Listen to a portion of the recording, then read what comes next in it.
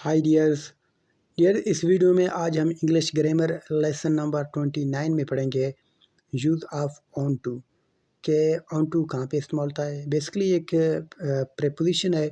इससे पहले भी मैं 3 वीडियो अपलोड कर चुका हूँ इनके बारे में कि हम इनको कहाँ और कैसे यूज़ कर सकते हैं। उसके बाद ऑन का, फिर इनटू का, लेकिन ये वीडियो है ऑन टू का।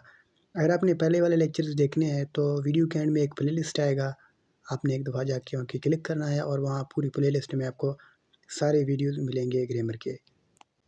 Use of onto, movement then touch surface, यानी पहले मूवमेंट हो फिर सरफेस को टच करता हो, वहाँ पर हम ऑन टू का इस्तेमाल करेंगे।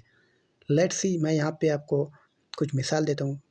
पहले जुमला है हमारे पास, the book kept on the table, किताब मेज़ पर रखा हुआ है। अभी यहाँ पे सरफेस है लेकिन हमने यहाँ पे ऑन का इस्तेमाल किया, क्योंकि अगर ऑलरेडी कोई चीज़ रखा हुआ है तो उसके लिए हम यहाँ पे ऑन इस्तेमाल करेंगे।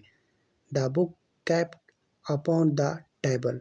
अब अपॉन और ऑन का तकरीबन मीनिंग भी सेम होता है। अगर आप यहाँ पे लिख लें तो ये इंटरचेंजेबल भी हैं, ठीक है। इसलिए मैंने यहाँ पे ऑन और अपॉन का दोनों का जिक्र किया है। और एक चीज़ याद रखें कि अपॉन हमेशा हायर पोजीशन के लिए यहाँ पे इस्तेमाल होता है।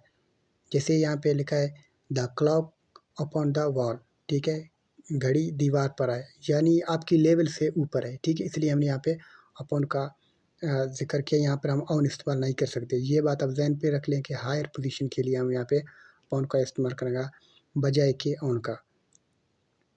उसके बाद अब यहाँ पे आता है ऑन टू का यूज़, ठीक है। और यहाँ पे मैंने लिखा है he climbed on to the wall, वो दीवार पर चढ़ गया है, ठीक है। यानी पहले ज़मीन पर था, ठीक है, उसके बाद उसने यहाँ पे मूव करते हुए इनकी सरफेस पर जा पहुँचा, तो हमने यहाँ पे ऑन टू का इस्तेमाल किया है।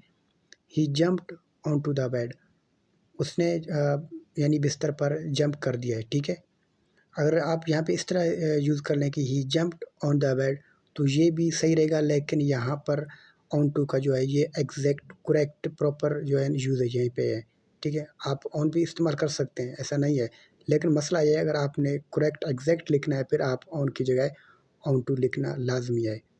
उसके बाद she put the her hand on to the table, उसने अपने हाथ टेबल या मेज़ पर रखी, यानी पहले उनका हाथ नीचे था या कहीं और पे रखा था, उसके बाद उन्होंने अपने हाथ को यहाँ पे टेबल पर रख दिया। ये भी यहाँ पे मूव हो गया, उसके बाद सरफेस को टच करता हुआ यहाँ पे हमने यहाँ पे ऑन टू का इस्तेमाल किया है। तो ये कुछ यूज़ थे इनके, लेकिन मसला ये है कि ये प्रीपोजिशन है और ये तकरीबन कन्फ्यूज़ ज़्यादा क्रिएट करते हैं, ठीक है। ऑन है, अपॉन है, फिर ऑन टू है। उसकी मेन वजह ये है कि ये इंटरचेंजेबल है, इसलिए यहाँ पे कन्फ्यूज़ ज़्यादा क्रिएट करते हैं। लेकिन ये आप ज़हन रख लें कि ऑन भी आप इस्तेमाल कर सकते हैं, उसकी जगह अपॉन भी, ये इंटरचेंजेबल ज़्यादा हैं, लेकिन अपॉन हम यहाँ पे हायर पोजीशन के लिए इस्तेमाल करेंगे।